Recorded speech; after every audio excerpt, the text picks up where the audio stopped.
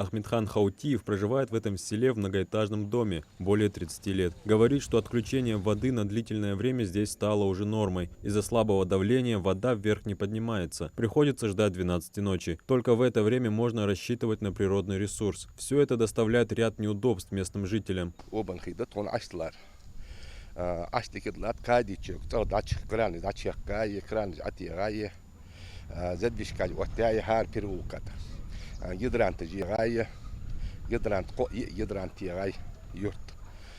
Школа халишки гидрант ханчамагу каназати фиже колодец уттеш колтеш уттеш кришка жодлаки закон чохоз бе болхобе яхиди хадмодик ханада يلا هي بوه بطخ وزبوج لا يخيش لا ير شو بروبليم جات خوين سادي كاج ديك را ليل خش داقول حد يل حد خص خيد لا خص شو ديك давление يول شو ديك حدود بول ديك بياب خص بياب ناخ. Общая протяженность водопровода более 4 километров. Все трубы соответствуют ГОСТу, выдерживают давление в 16 атмосфер. По гарантийному сроку должны прослужить как минимум полвека.